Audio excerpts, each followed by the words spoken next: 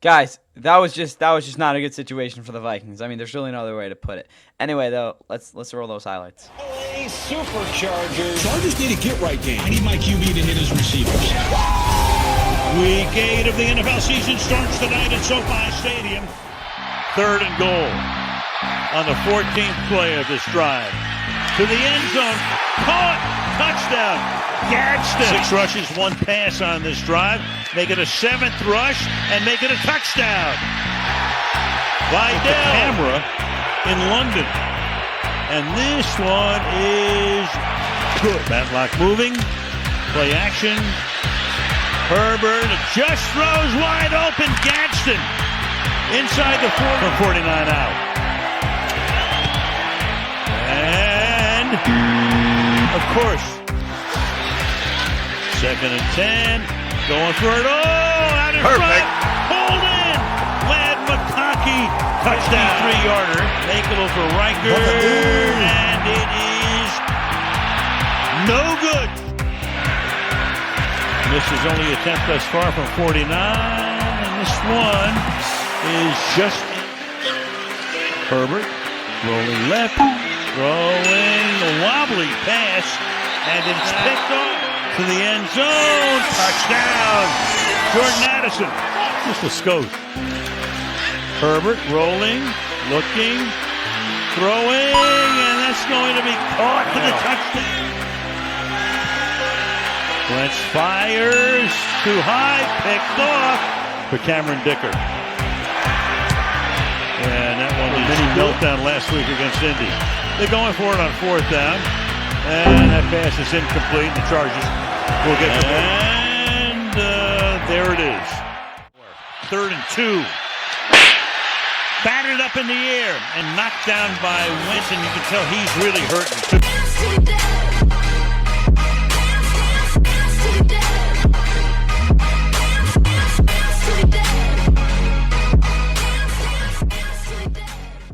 And with that, what is going on, guys? Welcome back to the Fun NFL. Please like and subscribe. Hope you guys enjoyed that Thursday night football game. I mean, again, it wasn't very good, but at least if you were a Chargers fan, you got some pleasantly surprising sustained football from them as they were able to bounce back in a big way after their struggle last week against the Colts with a 37-10 domination of a win against the Vikings. There was a point in that third quarter where the game was still in reach for them, but again, that didn't really happen with all the injuries they ended up sustaining and a bunch of other stuff going on. But anyway, for the Vikings, they will have a mini bye week before I think they head to Detroit. I don't know who the Chargers are playing, though.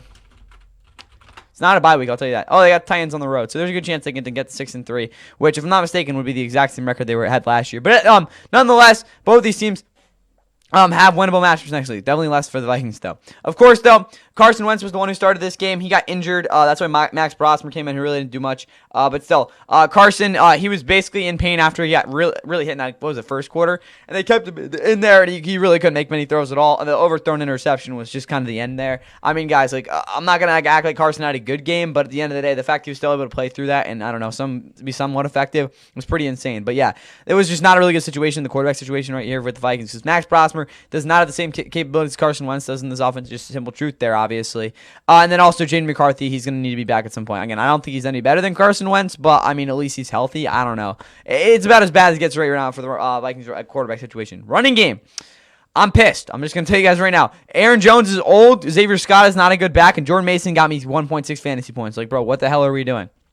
He got down really quick, though, so I wasn't really that surprised by the fact that just kind of abandoned the running game. Justin Jefferson, for all that was going on, had a pretty decent game. T.J. Hockenson didn't block couldn't block again to save his life. Then Jordan Addison did have the one lone touchdown in the red zone there. And other than that, I mean, this entire offense just completely sucked, guys.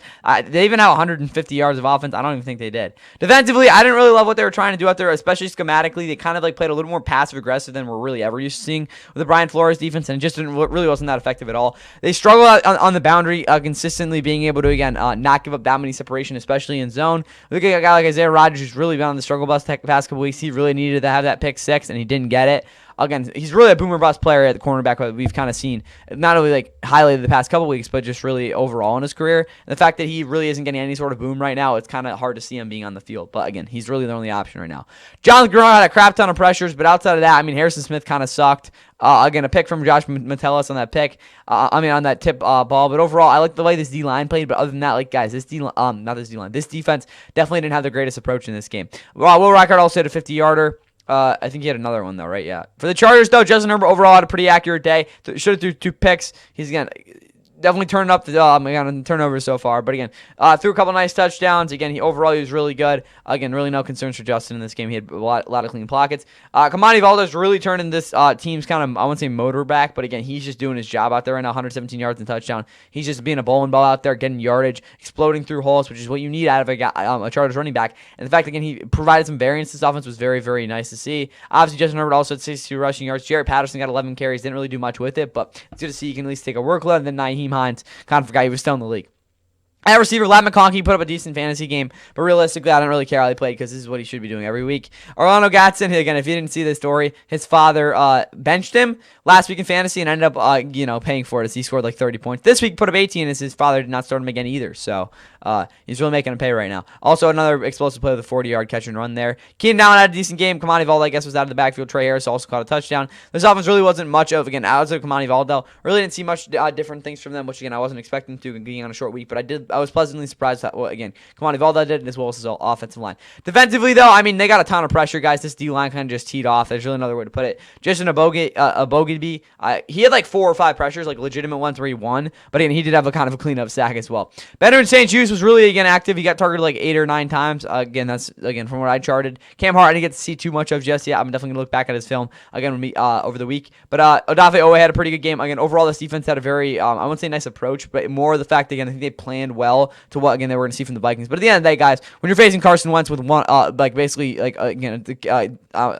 decapitated Carson Wentz, an offensive line that really isn't that great, at least, again, against your D line, and again, at the way they were playing, and also, the Vikings can't run the football, shouldn't be that hard of a challenge to dominate this game again, at least if you're a talented defense like the Chargers are. With that said, though, they absolutely dominated them in yardage. Like I said, the Vikings barely eclipsed 150 yards. Again, 3.5 yards per play, though, is pretty putrid to the Chargers 6.0. Time possession was obviously dominated completely by the Chargers in this game. This was an absolute blowout, guys. But at the end of the day, if you're a Vikings fan, you know that this wasn't your best team on the field. But again, this is definitely a demoralizing loss at the end of the day. But 270 rushing yards given up is definitely something you're going to have to work on. But that is all I got for you guys here in the Week 8 Thursday Night Football recap. Big weekend of football, which I will be talking about pretty soon. Predictions are coming out, I think, a little bit earlier than usual. But anyway, that is all I got for you guys here on Thursday Night Football. At least I hope you guys enjoyed some of this game, especially if you're a fantasy owner for like Orlando Gatson or something. But yeah, definitely not much going on in this game. Let's again see you for the Week 8 Sunday predictions coming up sometime soon. Curry is in the backcourt. You see Murray at midcourt trying to keep him from getting a catch. Here's Curry, deep triple. It's good.